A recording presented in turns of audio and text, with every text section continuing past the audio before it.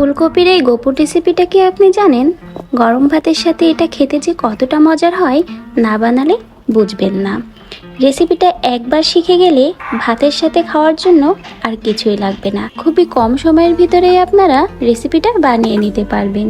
একই রকম রেসিপি খেতে খেতে যাদের মন চায় একটু ভিন্ন কিছু ট্রাই করতে, অবশ্যই তার রেসিপিটা ট্রাই করবেন। রেসিপিটা পারফেক্ট ও সহজ করার জন্য অনেক টিপস আপনারা ভিডিওর ভিতরেই পেয়ে যাবেন। আশা করছি রেসিপিটা সকলের কাছে অনেক ভালো লাগবে। আসসালামু আলাইকুম, আমি সিথি। আমার চ্যানেল এসকে স্টুডিওর তরফ থেকে আপনাদের সবাইকে জানাই স্বাগত। একেবারে নতুন ও ইউনিক একটা ফুলকপির রেসিপি আজকে আপনাদের সাথে শেয়ার করব। এখানে একটা বড় সাইজের ফুলকপি নিয়েছি, সাথে নিয়েছি নতুন আলু। তো আজকের রেসিপিটা করার জন্য এতটা ফুলকপি আমার দরকার হবে না, যেটুকু লাগবে সেটুকুই আমি এখান থেকে কেটে নিব। আর নিয়েছি নতুন আলু, খুবই ছোট সাইজের।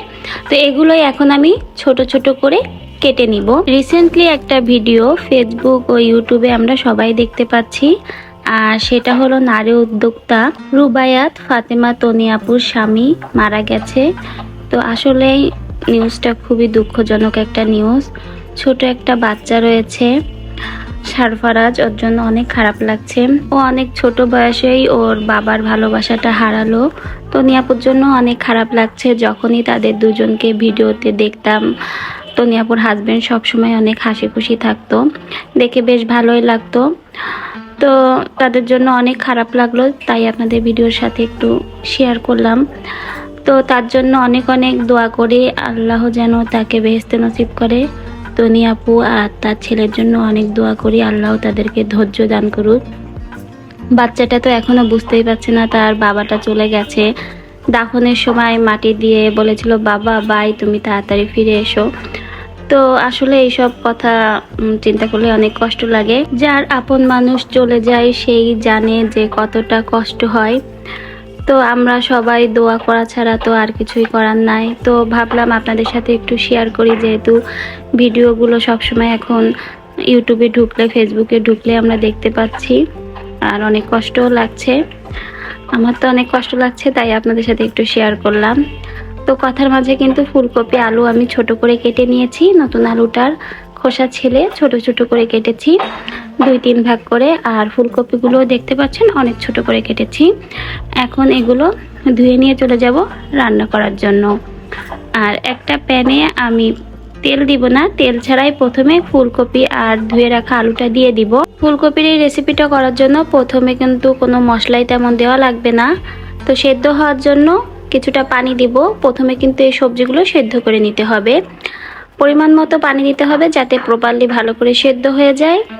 আর দিয়েছি 2টো কাঁচা ঝাল, হালকা একটু হলুদ দিয়েছি যেন কালারটা খুবই সুন্দর আসে, আর স্বাদ মতো লবণ। এই তো মশলাগুলো দেওয়া হয়ে গেছে। এই মশলাগুলো এখন ভালো করে ফুলকপি ও আলুর সাথে মিশিয়ে নিব, আর এরপরেই কিন্তু ঢাকা দিয়ে সেদ্ধ করে নিব।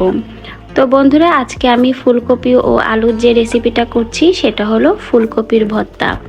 সচরাচর ফুলকপির বিভিন্ন ধরনের ভাজি খাওয়া হয়, মাছ দিয়ে রান্না করে খাওয়া হয়, কিন্তু ভর্তাটা তেমন করা হয় না। আর এই ভর্তাটা যে এতটা মজার হয়, আপনি যদি একদিন না করে খান আপনি কিন্তু বুঝবেন না। তো দেখুন, ঢাকা দিয়ে কিন্তু আমার ফুলকপি আলুটা খুব ভালো করে সেদ্ধ হয়ে গেছে। আর এখানে হালকা একটু পানি রয়েছে, এই পানিটাও রাখবো না, একেবারেই পানিটা টানিয়ে ফেলতে হবে। পানি রাখলে কিন্তু ভর্তাটা ভালো লাগবে না, সেজন্য একেবারেই ভাজা ভাজা করে নিতে হবে। দেখতেই পাচ্ছেন আমি কিন্তু খুব ভালো করে ভাজা করে নিয়েছি। এখন নামিয়ে নিচ্ছি। নামিয়ে ফুলকপি আলুটা ঠান্ডা করে নিয়েছি ভর্তা করার জন্য। আর যে 2টা কাঁচা ঝাল সেদ্ধ দিয়েছিলাম সেটাও কিন্তু দেখুন আস্তই রয়েছে। আর এই যে দেখুন ফুলকপিগুলো কিন্তু একেবারে সফট হয়ে গেছে। এখন এর ভিতরে আমি একটার মতো কাঁচা পেঁয়াজ অ্যাড করে দিচ্ছি, আর দিচ্ছি কাঁচা ঝাল। আমি এখানে কিন্তু ঝাল 2টো সেদ্ধ করে নিয়েছি, আবার কাঁচা ঝালও দিচ্ছি, আর কিছুটা লবণ দিয়েছি। ভালো করে এখন মেখে নিচ্ছি। আর ফুলকপি সেদ্ধ দেওয়ার সময় কিন্তু কিছুটা লবণ দেওয়া হয়েছিল, সেটা বুঝে আপনারা এখানে লবণটা দিবেন। ভালো করে মেখে নিয়ে এখন এই মশলাগুলোই কিন্তু ফুলকপি আলুর সাথে মেখে নিব। এত মজার একটা রেসিপি, আর এত সহজেই করে নেওয়া যায়। তো একবার ট্রাই করলে আপনারা বুঝতে পারবেন। ভালো করে মেখে নিয়ে এখন দিয়েছি সরিষার তেল। ভর্তায় তো অবশ্যই সরিষার তেল দিতেই হবে। আর আরও একটা উপকরণ দিব, সেটা হলো লেবুর রস। তো লেবুর রস দিলে কিন্তু এই ভর্তার স্বাদটা আরও বেশি ভালো আসে।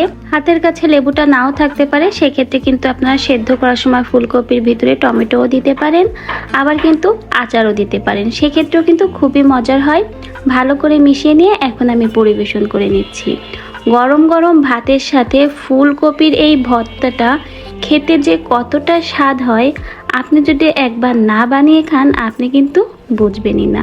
সহজেই রেসিপিটা অবশ্যই বাসায় ট্রাই করবেন। যারা একই রকম রেসিপি খেতে চান না, ভিন্ন কিছু ট্রাই করতে চান, তারা তো মাস্ট ট্রাই করবেন। আশা করছি যারা ভর্তা পছন্দ করেন তাদের তো পছন্দ হবে, আর যারা পছন্দ না করেন তারাও যদি খান তারাও পছন্দ করবে।